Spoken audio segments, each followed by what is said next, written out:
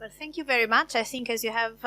perceived from the presentations that preceded mine, the CBD is quite a complex process. If you read the text of the convention, you may almost be deceived about what the breadth of the issues and the technicality of the issues discussed. And again, one of the reasons why we attend those meetings and spend time in airless contact group rooms rather than on the beach in Cancun is that unless you are there, it's very difficult to fully understand what issues are at stake, and particularly what are the concerns of different countries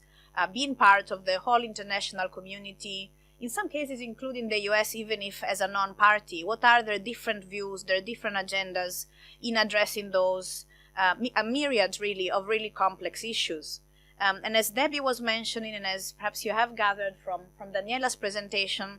CBD decisions may not necessarily be very easy to understand or to track. Key elements of guidance may be dispersed across different negotiations. Sometimes the hottest topics may then end up being addressed in one paragraph or one very convoluted piece of language. But what's really at stake there is that the international community is seriously engaged in understanding where issues are of common concern to humankind, and whether certain issues, be that new technologies, new trends in conservation, in sustainable use, whether continuing challenges in very well-known productive sectors, be fisheries or agriculture, require particular attention and require continuous debate internationally. So I think, before I go into the theme of my take on the Cancun Conference of Parties, just to mention that I think as researchers, there's a few things, a few roles that we can play, and perhaps that we should play more. One is what we're doing right now, trying to convey to other researchers, not necessarily lawyers, but all those interested in nature conservation, in sustainability more generally, what is being discussed in those international meetings, and why that may be helpful or important for our own work, be that research, be that engagement with stakeholders. But also it's a way to make sure that our own research really responds to the challenges and the bottlenecks that arise and that become apparent in the context of those negotiations. Sometimes those questions are very much north-south debates. Sometimes it's really about perhaps other stakeholders who may not necessarily be well represented by their own governments, raising concerns. But it really gives a very clear indication of where we need more work, we need more thinking, we need more research to contribute to progress in the international community's understanding and perhaps action. And finally, as Daniela was saying, it's not just for us to understand that we are working on the right topics, but also to share in a timely manner our own research findings, and whether that is advising countries, whether they may be contributing through side events and bringing in the few breaks in the negotiations additional elements of reflection, or in the form of international consultancies with the secretariat of other UN bodies, but really making sure that our research is injected at those in certain entry points to help those discussions move along and make progress. So part of that is really trying to understand where relatively obscure or not so clear elements in international lawmaking, even if it may be soft and not necessarily the best drafting, reveals bottlenecks or crucial issues for international cooperation. So I would like to use the time I have available to highlight mainly two outcomes of the Cancun Conference on Biodiversity that have relevance on the linkage between biodiversity and human rights. And that may appear surprising to some, particularly to those that have been in CBD negotiations, because human rights are very hardly, if ever, mentioned, at least by national delegations. If you look into the text of CBD COP decisions, you hardly, if ever, find either reference to human rights as such or human rights language. And yet, quite a lot of key issues that have immediate relevance for our rights to health, to food, to life perhaps, are discussed in those negotiations. But for the purposes of my presentation, I will focus on one particular set of human rights issues that is recurrent in CBD negotiations, and this is the human rights of indigenous peoples and local communities. And that's partly because the convention itself not only is about perhaps more traditional, ecologically inspired concerns about conservation and sustainable use, but it also recognizes that those communities in their daily, unique, closely interaction with nature have contributed for generations and continue to contribute to conservation and sustainable use, and also have developed a unique kind of knowledge that comes from that very close relationship with nature, that's traditional knowledge, and that is part of what is valued and what the convention tries to protect, but also integrate into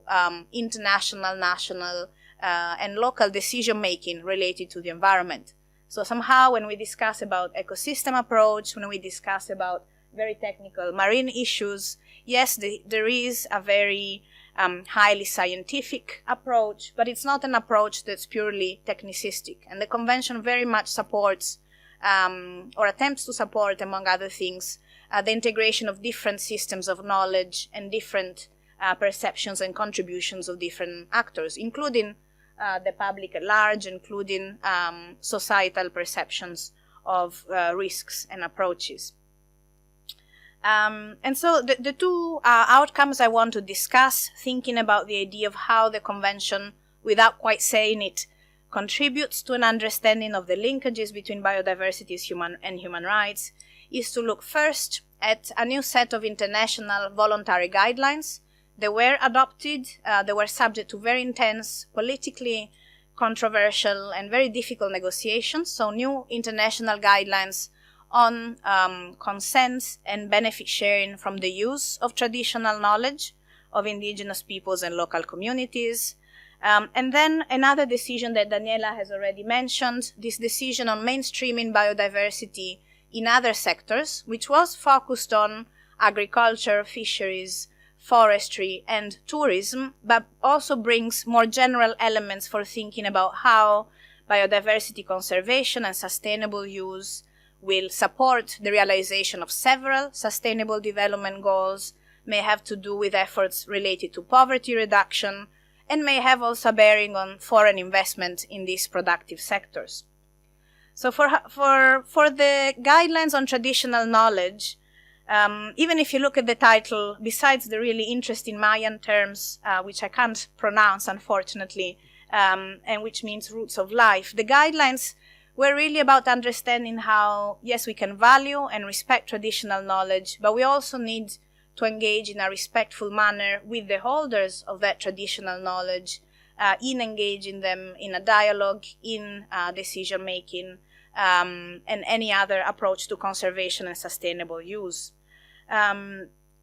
Of course, indigenous peoples and local communities representatives, as well as some human rights advocates, were present and very vocal in the negotiations. There was a draft text that was quite interesting because for the first time, CBD parties seem to be accepting the integration of more clearly human rights language into their own decisions. And in particular, there was an opportunity there to use, for the first time within the convention context, the expression free prior informed consent as a key safeguards to protect and respect the rights of indigenous peoples and local communities to their traditional knowledge, very much recognizing that this is the term of art that we find in the UN Declaration on the Rights of Indigenous Peoples, and that we find referred also in the case law of regional, in some at least regional human rights courts. While there seemed to be initially openness by the governments that are parties to the CBD to accept the terminology, I think it became quickly clear in Cancun that perhaps that goodwill was not quite there, and the more political issues were very much being opposed to that. Mostly countries, as you may know, all countries have, in one way or other, supported the UN Declaration on the Rights of Indigenous Peoples, but some have already made clear that they will, or they are working towards implement it nationally with specific takes and specific ways in which constitutionally and otherwise in their domestic legal framework they address the relationship with indigenous peoples. So there was a lot of concern about how much the convention should develop in terms of, even if soft, international guidance as to how to realize what we expect as international community from governments in protecting traditional knowledge and ensuring its respect. Some countries were particularly worried about either international law or the customary laws of indigenous peoples and local communities, somehow having more and more importance at the national level than what can be already provided for in national legislation. But mostly countries were thinking, well, we all have different ways to engage indigenous peoples. We have different processes for consulting them, for involving them in decision making. And if we refer only to free prior informed consent, perhaps we are restricting the leeway that different governments have to tailor those processes at the national level. The main argument from indigenous peoples advocates and perhaps the human rights advocates there was saying, well, but free prior informed consent, for one thing, conveys that up to now there are lots of issues with how governments involve, if at all, indigenous peoples. We may all think that consultation is good, that consent includes the idea of it being given freely, but the reality is that there are so many different types of pressures and so many historic or combinations of conditions that make it very difficult for indigenous peoples and local communities to be engaged in a respectful and open discussions about whether or not to allow access to their knowledge. So for indigenous peoples and local communities, the idea of having free there was, first of all, recalling relevant international human rights standards, but also emphasizing that freedom in giving consent is not just about being free from coercion, but really being free from other more nuanced forms of pressure. There may be certain expectations imposed on them, certain timelines that may not allow for internal processes of decision-making within the communities, and a whole series of other conditions about the decision-making process that make it difficult, if not impossible, for them to generally exercise their own governance, to really go through their own governance processes vis-a-vis the use of their knowledge. The discussions were very difficult till the very end of the COP. So for 2 weeks, those discussions went on. It seemed at some point that almost the guidelines may not be adopted just because there was such a politically charged negotiation. Eventually, there was a compromise solution, which is certainly not the best or clearest drafting in international lawmaking. So at the moment, if you look at the title of the guidelines, the reference is to the inverted commas prior informed consent, closed commas, comma, inverted commas, free prior informed consent, closed inverted commas, or inverted commas, approval and involvement, commas, depending on national circumstances. So what that means, besides being unpronounceable, clearly, is that countries, the countries that were there and that found it difficult to accept, let's say, the introduction within the CBD of the terminology free prior informed consent, wanted to somehow convey that for how much perhaps there may not be a substantial difference among those terms and what they mean in terms of standards or protection, there may be a variety of ways in which those processes will then be regulated and implemented at the national level. The reason, at least one of the reasons for this choice is mentioned in the guidelines, and it is a practicality note saying, well, we can't use a one-size-fits-all. Not only countries may have very different legal systems and perhaps legal traditions, or even historical reasons for taking certain approaches to consultation, but also the communities out there are very different, and the interactions with them may be very different. So we wouldn't want to perhaps give the impression that there's only one way they would work everywhere, because that may not be the case.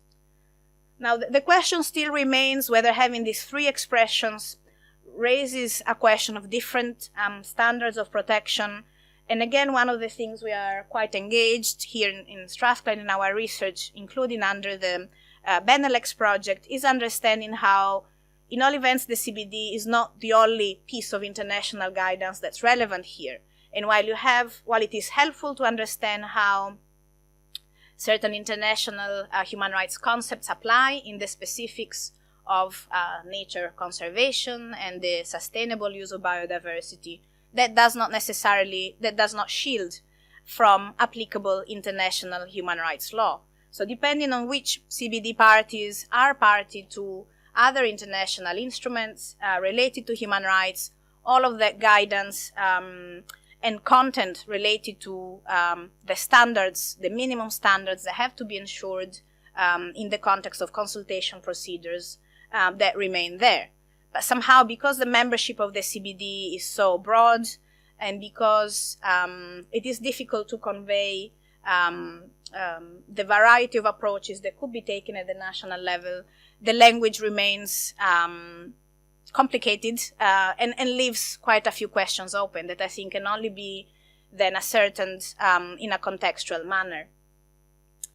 Nonetheless, I think for how much one may be disappointed, I think, with this result, there are important elements in the guidelines that give an indication about what I think the concept of free prior informed consent that was advocated by Indigenous peoples representatives and other NGOs, what it is all about. And so the guidelines don't talk about consent as a one-off process. They talk about a relationship that needs to be built with respect, with a view to build trust with Indigenous peoples and local communities.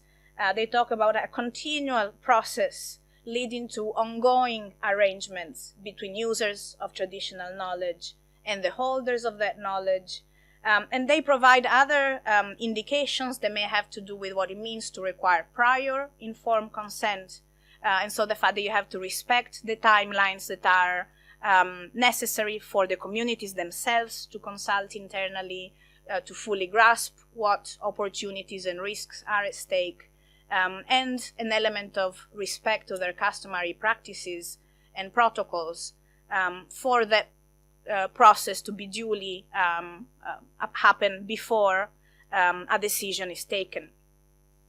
And there are other elements that I think are new and perhaps we may not find so clearly in other sources of international law. So for instance, there's a very clear indication that unless this is mutually agreed, consent only allows for the temporary use of traditional knowledge. So it's not carte blanche. Once again, it's not a one-off exercise where Indigenous communities or Indigenous peoples or local communities would almost lose control of their knowledge. But it's part of what will be an ongoing engagement and a continuous dialogue and partnership about the uses of those knowledge and what can be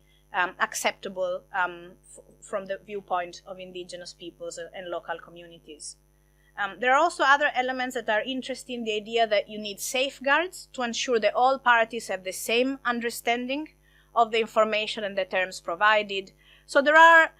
bits and pieces in there, but important, I think, operational, but also normative details. And so for how much perhaps the phraseology may not be helpful, there are important elements in there that I think add value to the existing and to the previously available international guidance, be that from environmental agreements or from human rights treaties about what is expected internationally in terms of a respectful relationship with Indigenous peoples and local communities. Now, moving on to the other decision I wanted to discuss, that's to do with mainstreaming biodiversity in different sectors. And what I think was at stake there was, once again, understanding that, of course, mainstreaming is about making sure that whenever we take decisions related to fisheries or cultivating soya as opposed to other crops, of course, we take into account possible risks to the variability of life on Earth. But of course, there may be different views about what it means to conserve biodiversity. There may be different approaches and ways to protect nature. And so the discussion in Cancun was very much saying, well, whose viewpoint are we mainstreaming when we say we need to integrate biodiversity in the thinking and decision making and planning in those productive sectors? And of course, we have some interesting thinking about the valuation of ecosystem services, the use of economics to understand not only monetary values but also non-monetary values of our choices related to nature. We have discussion about natural capital accounting. All these are interesting approaches to understand what biodiversity means and how we can perhaps better balance it out when we have more easily monetarized interest at stake. But some developing countries, and again, indigenous peoples' representatives and NGOs were also saying, yeah, but there's a whole different view of what biodiversity is, how we value it, what it means for our lives. And we shouldn't just give an unbalanced perspective as to the tools and approaches that we can use for mainstreaming and protecting biodiversity. So what we find in the decision on mainstreaming is, I think, a fair representation both on, let's say, more market-based approaches, references to the use of certification as a way to ensure integration of biodiversity concerns in productive sectors, but also the support for other worldviews, the importance of non-market-based approaches, the importance of other ways to pursue a life in harmony with nature. And that's very much, again, looking at how the Convention on Biological Diversity and the guidance that is adopted under its umbrella is not just about very technical ecological principles, even if that is very important, but also about different systems of knowledge and values that can give us a better perception of what we may lose and what we may gain by a more sustainable approach to the use of nature. And what we find there is guidance that raises also important human rights issues. There's questions related to tenure of natural resources and particularly land tenure. Nothing is addressed head-on, which is how we usually do things in the CBD, but you have important references there to other instruments, such as those adopted under the UN Food and Agriculture Organizations that have spelled out certain standards related to the recognition of tenure holders, the recognition of the rights and concerns of indigenous peoples, but also small-scale farmers, small-scale fisherfolk, and how to respect and recognize their own role as ecosystem stewards, as well as thinking about how the law and decision-making should also ensure the protection of their concerns and make sure that their voice is heard. Linked to that, there's another decision related to pollinators, and I want to conclude with that just to also give the sense of the multiple scales of issues at stake within the convention. So you may think of very local problems. Mainstreaming biodiversity in agriculture means also protecting small-scale family farmers, and so that their knowledge can continue and they may contribute to, say, local food security. But one of the things that was discussed at the CBD COP, based on the first global assessment of pollinators, pollination, global food security, was really the understanding that local choices related to how we manage agricultural practices, whether we use certain chemicals or not, how we protect habitat connectivity, all of that may have global implications. And if pollinators, bees, and others continue to decline the way they're declining because of a series of local decisions to some extent, then our own food security globally, no matter where we're based, may very much be under threat. And so what's interesting in that decision is that once again we have these different approaches. We may have more possibly market-based approaches, but we also have recognition of different worldviews and how those different approaches to nature protection can play a key role in ensuring sustainable practices, contribution, healthy management of pollinators, and recognizing that all of these may contribute globally to food security. So with that, I think just to wrap up by saying there's quite a lot more in those decisions, perhaps buried in qualified and somehow not necessarily very exciting language, but there are very important connections that are made between areas that are regulated in different ways internationally, or which we may feel are not sufficiently regulated internationally. A lot of guidance that can not only inform how then national legislation is applied and interpreted and perhaps reformed, but also a lot of guidance for advocates, for stakeholders, for natural resource managers, and advisors, perhaps to indigenous peoples and local communities, can use to challenge unsustainable and inequitable practices. Thank you very much, Elisa.